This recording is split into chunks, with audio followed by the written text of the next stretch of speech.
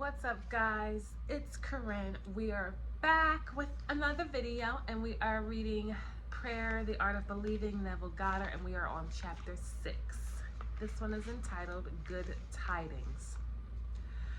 How beautiful upon the mountains are the feet of him that bringeth good tides, that publish peace, that bringeth good tidings of good, that publish salvation.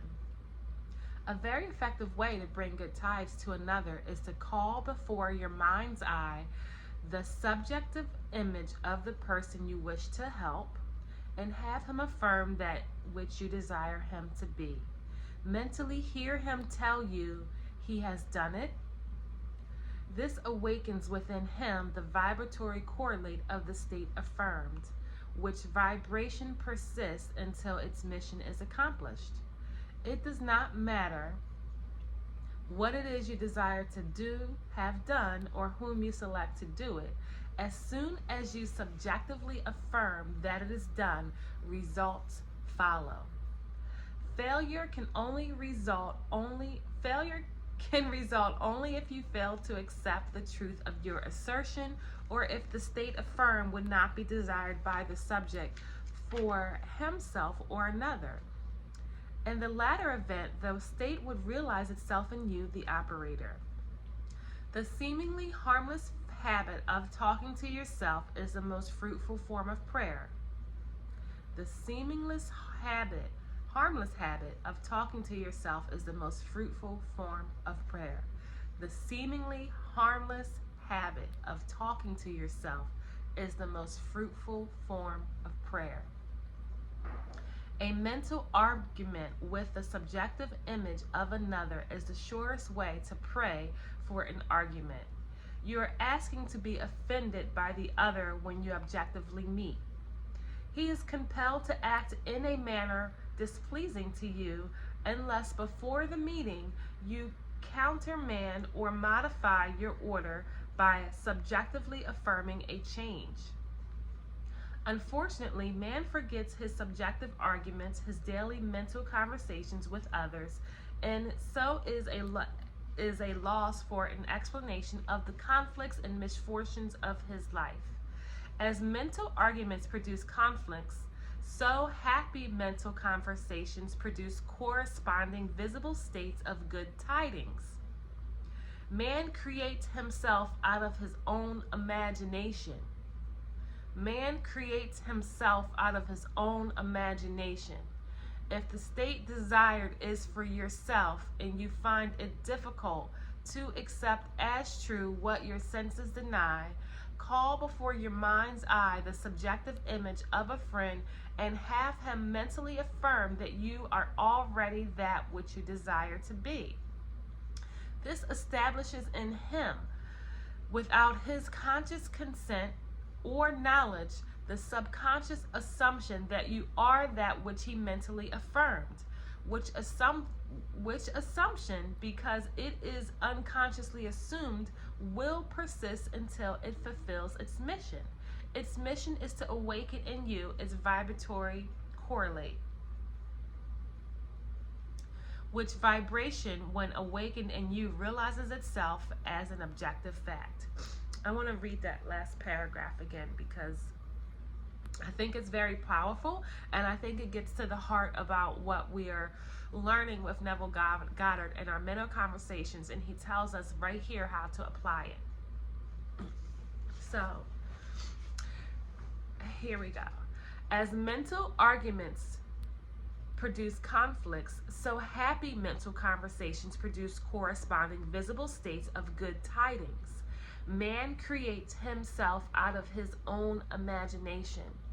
If the state desired is for yourself and you find it difficult to accept as true that which your senses deny, then call before your mind's eye the subjective image of a friend and have him mentally affirm to you that you are already that which you desire to be.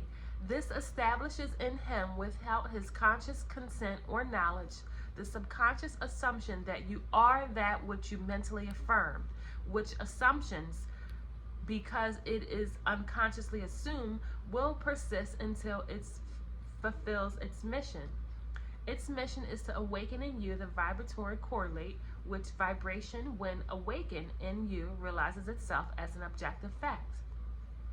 Another very effective way to pray for oneself is to use the formula of Job, who found that his own captivity was removed as he prayed for his friends. Fix your attention on a friend and have the imaginary voice of your friend tell you that he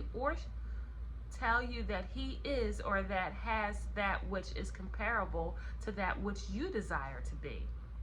As you mentally hear and see him, feel the thrill of his good fortune and sincerely wish him well. This awakens in him the corresponding vibration of the state affirmed, which vibration must then objectify itself as a physical fact.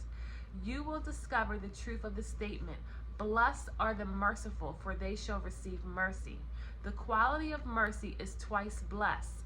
It blesses him who taketh and him who giveth. The good you subjectively accept as true with others will not be expressed by them, but not only be expressed by them, but a full share will be realized by you. I think this is a very interesting thing that Neville is preaching here when he's talking about praying a blessing on someone else and how that blessing not only will bless them, but will also bless you.